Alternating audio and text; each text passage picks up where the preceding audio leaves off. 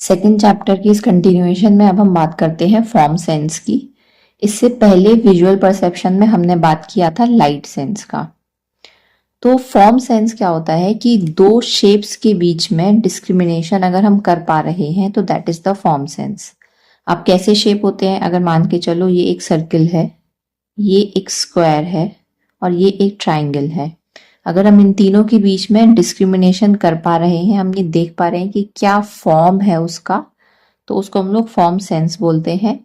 अब क्योंकि इसमें जो मेजर रोल होता है वो हमारे कोन्स का होता है, तो ये सबसे ज्यादा बेहतर तरीके से हम कर पाएंगे फोबिया पर, क्योंकि फोबिया पर ही सबसे ज्यादा कोन्स कंसंट्रेटेड होते हैं। अब जिन जिन लोगों ने ऑफ था थोड़ी बहुत भी पढ़ रखी है उन सबको एक स्नेलिंस चार्ट पता ही होगा, वरना मैं यहाँ पर एक फोटो डाल देती हूँ। तो जो विजुअल एक्विटी हम लोग रिकॉर्ड करते हैं स्नेलिंस चार्ट पर, उसमें हम लोग फॉर्म सेंस ही नाप रहे होते हैं। ठीक है, तो अब बात करते हैं कि विजुअल एक्विटी होता क्या है। अगर हम डेफिनेशन पे जाएं तो डेफिनेशन तो ये होती है कि measurement of the threshold of discrimination of two spatially separated target.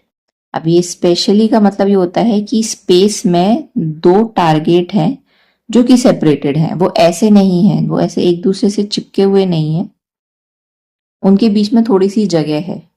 ठीक है, तो मिनिमम इन दो पॉइंट के बीच में कितनी जगह होनी चाहिए कि हम ये समझ पाए कि ये दोनों बिंदु या ये दोनों पॉइंट या ये दोनों डॉट अलग अलग हैं। इसी को हम लोग विजुअल एक्विटी बोलते हैं।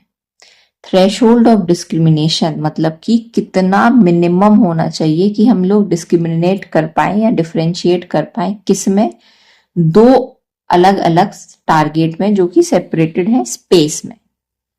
ठीक है, तो इसी को हम लोग विजुअल एक्विटी बोलते हैं। और विजुअल एक्विटी कहाँ से नापी जाती है? फोबिया सेंट्रलिस से। फोबिया सेंट्रलिस क्या होता है? फोबिया सेंट्रलिस हमारा आंख का वो हिस्सा होता है जो सबसे ज्यादा, जहां पर कोन्स होते हैं, जो मैकुला का बिल्कुल फोबिया का बिल्कुल देखने वाला हिस्सा होता है।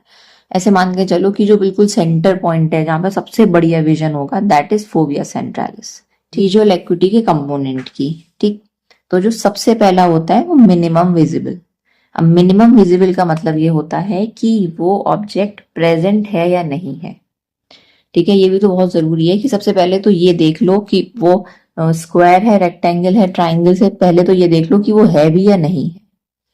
तो डेफिनेशन वाइज हम लोग देखेंगे तो ability to determine whether an object is present और नॉट, कि वो है भी या नहीं है, तो दिस इज मिनिमम विजिबल। ये तो हो गई पहली चीज। दूसरा आता है हमारा रेजोल्यूशन, मतलब कि ऑर्डिनरी विजुअल एक्विटी।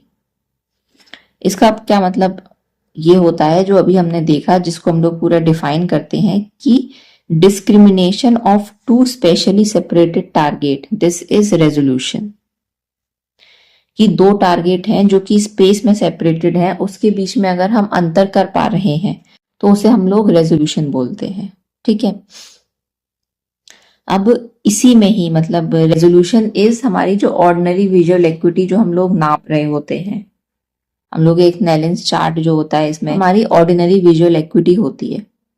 ठीक है, तो वो मिनिमम सेपरेशन, जैसे ये है, इसको तो हमने दो मान लिए, इसको और इसको हम एज अ टू ऑब्जेक्ट नहीं देख पा रहे हैं, तो मिनिमम सेपरेशन कितना होना चाहिए कि हम उस दो पॉइंट को डिस्क्रिमिनेट कर पाए, दैट इज मिनिमम रिजॉल्वेबल। ठीक है, ऐसे हम लोग मिनिमम रिजॉल्वेबल बोलते हैं। अब कितना होता है वो स्मॉलेस्ट डिस्टेंस की हम उस चीज को दो पॉइंट की तरह देखें, वो होता है हमारे कोन के डायमीटर के बराबर। ठीक है, कितना? 0.004 mm। तो इतने तक की जो दूरी होती है दो पॉइंट के बीच में, अगर इतनी दूरी प्रेजेंट है तो फिर हम उसको दो पॉइंट की तरह देख पाएंगे, मतलब कि वो रिजॉल्वेबल है। रिजॉल्वेबल का मतलब ये होता है कि हम उसको दो अलग अलग पॉइंट की तरह देख पा रहे हैं। इसका मतलब होता है रिजॉल्वेबल, रेजोल्यूशन, ऑर्डिनरी विजुअल एक्विटी। ये सारी चीजें जो हैं वो एक ही बात बताती हैं। इसमें एक चीज और है कि डायमीटर ऑफ कोन मैंने अभी आपको बताया 0.004 mm होता है, वही स्मॉलेस्ट डिस्टेंस होती है दो कोन्स के बीच में। फिर आता है एक मिनिमम एंगल ऑफ रेजोल्यूशन। तो जैसे एक कोन है तो इसका डायमीटर कितना होता है 0.004 mm। तो वो एक पॉइंट पर अगर इससे एक रे चलेगी तो कितने एंगल पर जाकर इस पॉइंट पर पड़ेगी, इस एंगल का एक नाम होता है, that is the minimum angle of resolution. ठीक है, अब ये जो मिनिमम एंगल ऑफ रेजोल्यूशन कहां पर होगा, नोडल पॉइंट ऑफ आई पर होगा। ठीक है, अब ये जो पूरी बात हो गई हमारा ऑर्डिनरी विजुअल एक्यूटी सब कुछ, ये क्लिनिकली नापेंगे कैसे, ये सब तो थ्योरी पढ़ ली हमने कि इतना साइज होता है, इतना ये एंगल सबटेंड करता है, और ये हम लोग क्लिनिकली नापेंगे कैसे, लेटर्स के फॉर्म में नापना है, मतलब कि ऐसे नापना है कि ए है, एक्स है, ओ है, तो ये नापेंगे हम लोग स्नेलियंस चार्ट पर। और अगर ब्रोकन सर्किल आपने पढ़ा होगा जो सी, ये ऐसा रिंग है, ऐसा है, ऐसा है, ऐसा है, तो ये हम लोग लेंटॉल्स रिंग नापते हैं या ब्रोकन सर्किल चार्ट बोलते हैं इसको। आता है तीसरा कंपोनेंट, दैट इज रिकॉग्निशन। पहला कंपोनेंट क्या था कि दिख कि ऑब्जेक्ट प्रेजेंट है या नहीं है, ये तो पहला हो गया मिनिमम विजिबल। दूसरा इज रेजोल्यूशन। रेजोल्यूशन का मतलब ये होता है कि हम इन दो पॉइंट को क्या अलग अलग पॉइंट की तरह देख सकते हैं, that is resolution. Third is recognition. Recognition का मतलब ये होता है कि एक तो आप उसको रिजॉल्व कर पा रहे हैं या नहीं, मतलब दो पॉइंट की तरह देख पा रहे हैं या नहीं, प्लस इसमें दिमाग का भी इन्वॉल्वमेंट होता है, मतलब कि आप उसको पहचान पा रहे हैं या नहीं। जब आप पहली बार किसी को आपने किसी का फेस देखा तो आप ये तो देख लेते हो कि हाँ ये चेहरा इसका है, पर आप उसे पहचान नहीं पाते। फिर जब आपको ये पता चल जाता है कि हाँ इनका नाम मिस्टर एक्स है, फिर जब आप मिस्टर एक्स को दोबारा देखेंगे तब आप मिस्टर एक्स को रिकॉग्नाइज कर लेंगे। क्यों? क्योंकि आपके दिमाग में एक मेमोरी है कि मिस्टर एक्स ऐसे दिखते हैं, that is the cognitive component. तो इसी को हम लोग रिकॉग्निशन बोलते हैं ना, this is the recognition of faces. चौथा होता है मिनिमम डिस्क्रिमिनेबल।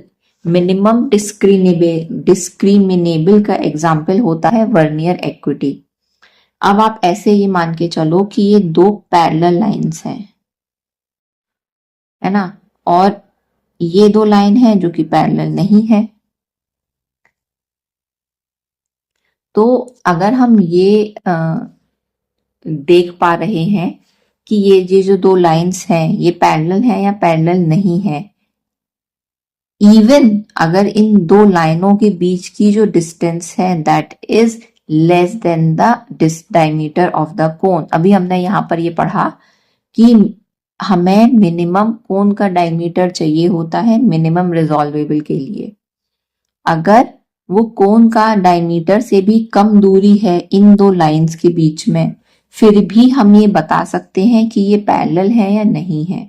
तो एक तरीके से हमने कोन से भी बेहतर देख लिया, तो इसे हम लोग हाइपर एक्विटी या फिर वर्नियर एक्विटी बोलते हैं। ठीक है, इसका थ्रेशोल्ड कोन के डायमीटर से भी कम होता है। अभी हमने जो पढ़ा कि कोन का डायमीटर चाहिए होता है उससे भी कम होता है इसका डायमीटर। तो ये मैंने नेट से देखा है कि जो वर्नियर एक्विटी होती है इसी को हम लोग हाइपर एक्विटी बोलते हैं, क्योंकि एक सिंगल कोन के डायमीटर से भी जो कम दूरी होती है दो पैरेलल लाइंस के बीच में, वो हम बता सकते हैं कि ये लाइंस पैरेलल है या फिर ये लाइंस ऑफसेट हो रही हैं। ठीक है, तो इसी को हम लोग हाइपर एक्विटी बोलते हैं। अब आती है तीसरी चीज, that is the sense of contrast. जैसे कि मान के चलो कि ये जो आपके सामने ये मेरी डायरी है, काफी पुरानी है, तो यहाँ पर थोड़ा लाइट ज्यादा है, यहाँ पर लाइट हल्की सी कम है ना, या ये कह लो कि लुमिनेंस जो है, रोशनी है, वो यहाँ ज्यादा है, यहाँ कम है। तो इसमें और इसमें अगर आप डिफरेंस बता पा रहे हैं, और obviously these are not separated by different borders, तो इसी को हम लोग सेंस ऑफ कंट्रास्ट बोलते हैं। मतलब कि the ability to detect slight changes in the luminance between the regions which are not separated by definite boundary. जैसे यहाँ लाइट थोड़ी ज्यादा है, यहाँ लाइट बहुत कम है, हल्की कम है, तो यही सेंस ऑफ कंट्रास्ट होता है। अब सेंस ऑफ कंट्रास्ट जो हमारा होता है वो किन किन चीजों से अफेक्टेड होता है? एज से अफेक्टेड होता है, कोई चश्मे का नंबर होता है उससे फर्क पड़ता है, काला पानी मतलब glaucoma, amblyopia, diabetes, optic nerve disease और लेंटिकुलर चेंजेस मतलब कि कैटरेक्ट। कैटरेक्ट में हमारा सेंस ऑफ कंट्रास्ट कम हो जाता है। अब मेजर कैसे करते हैं सेंस ऑफ कंट्रास्ट को? आर्डन ग्रेटिंग से मेजर करते हैं, कैम्ब्रिज लो कंट्रास्ट से मेजर करते हैं, पहली रॉबसन चार्ट से करते हैं, विस्टेक चार्ट से करते हैं और फैक्ट से करते हैं। तो ये वो सारी चीजें होती हैं जिससे हम लोग सेंस ऑफ कंट्रास्ट मेजर करते हैं। अब ये तो सभी को पता होगा कि हम लोग लाल में कि ये नीला है और ये जो मैंने चलाया है ये लाल है, तो नीले और लाल में हम लोग कलर कर पाते हैं, इनको पहचान पाते हैं, इसी को हम लोग कलर सेंस बोलते हैं, मतलब कि ability to discriminate between different colours. किसका फंक्शन होता है? फंक्शन होता है कोन्स का, ठीक है। और कब डिफरेंशिएट कर पाते हैं? फोटोपिक विजन में, मतलब कि डे लाइट में, दिन में। डिम लाइट में मतलब स्कोटोपिक विजन जब होता है, जब रात होती है, तो हमें जो सारे कलर होते हैं वो ग्रे दिखाई देते हैं, ठीक। ग्रे क्या कलर हुआ? इस तरीके का, कोई लाइट डे कोई डार्क ग्रे, पर डिफरेंट शेड्स ऑफ ग्रे दिखाई देते हैं, और इस फिनोमेना को हम लोग बोलते हैं पुरकिंजे शिफ्ट, ठीक है। अब हम लोग आ जाते हैं थ्योरीज ऑफ कलर विजन पे। ये लास्ट टॉपिक है इस वाले चैप्टर का।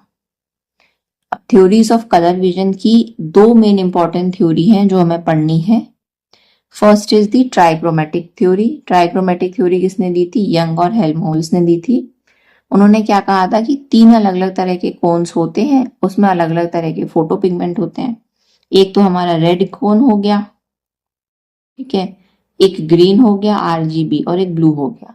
तो ये अलग अलग कोन है, इनमें अलग अलग पिगमेंट होते हैं, और इन्हीं का कॉम्बिनेशन की अगर वो हमने ब्राइट रेड देखा तो सिर्फ हमारा रेड स्टिमुलस हुआ।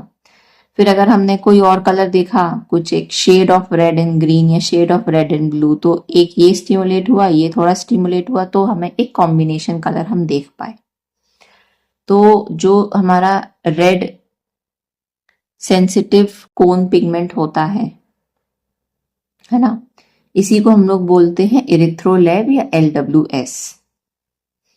मैक्सिमम ये क्या एब्जॉर्ब करता है तो ये रेड सेंसिटिव कोन पिगमेंट।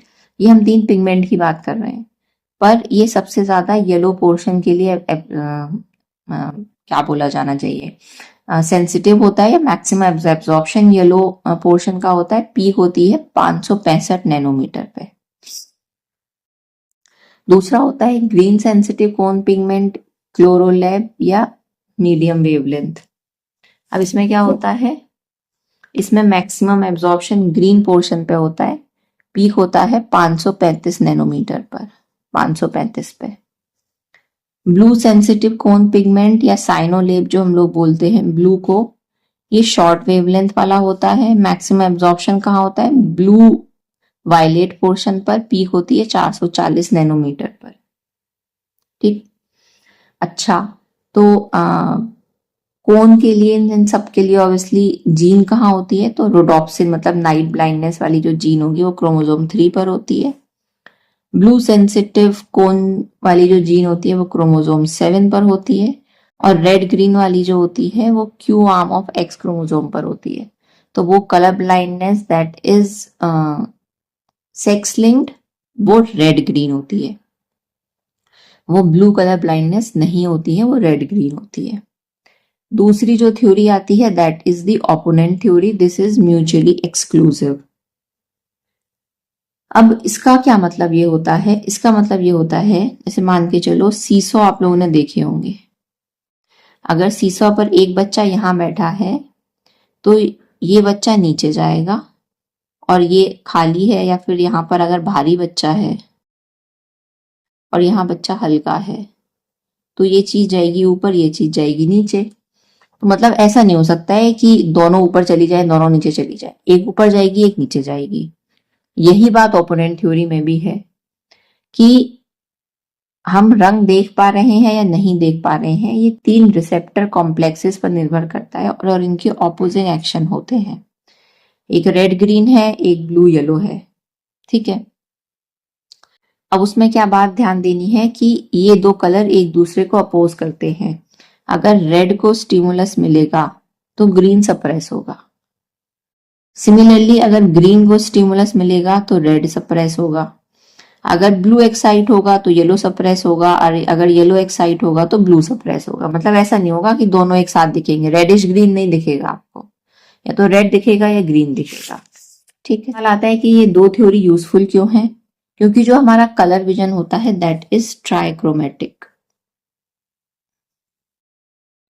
ठीक है, ट्राइक्रोमेटिक कहाँ होता है? At the level of photo receptors. जो फोटो रिसेप्टर्स का लेवल होता है वहां पर ये ट्राइक्रोमेटिक होता है। ट्राइक्रोमेटिक से मतलब ये होता है कि तीन अलग अलग रंग हैं। ट्राई मतलब तीन, क्रोमेटिक मतलब कलर। तो फोटो रिसेप्टर्स के लेवल पर तीन अलग अलग रिसेप्टर होते हैं जो इसको कलर परसीव करते हैं। और जो हमारा जो कलर अपोनेंट थ्योरी है ये हमारे गैंग्लियन सेल्स के ऊपर होती है। मतलब कि जब हम लोग फोटो रिसेप्टर्स में कोन्स में बात करें तो तीन कोन हो गए, आरजीबी। ठीक है, फिर जब यहां से सिग्नल चलता है तो अगर एक से सिग्नल तेज चलता है तो दूसरे वाले का सिग्नल अपोज होता है, वो धीमे धीमे चलता है। एक से अगर तेज चलता है तो दूसरे वाले से धीमे धीमे चलता है। ठीक है, अब आ जाते हैं इलेक्ट्रोफिजियोलॉजिकल टेस्ट पे। कलर विजन है पर वो हम लोग बाद में पढ़ेंगे। Colour vision test, electrophysiological test की हम लोग बात करते हैं।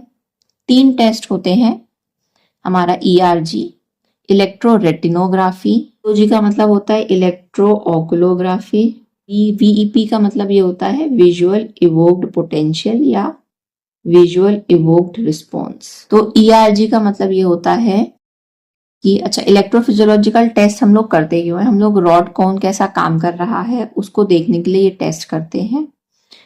क्या देखते हैं? अगर एक आपने फ्लैश ऑफ लाइट दिया है, लाइट जली बंद हो गई, जली बंद हो गई, या पैटर्न दे रहे हैं मतलब ब्लैक व्हाइट, अगर फ्लैश ऑफ लाइट दे रहे हैं तो फ्लैश ईआरजी होता है। अगर पैटर्न दे रहे हैं चेकर बोर्ड टाइप का तो पैटर्न ईआरजी होता है। तो इस लाइट के लिए हमारे रेटिनल सेल्स का रिस्पॉन्स कैसा होता है, दैट इज ईआरजी।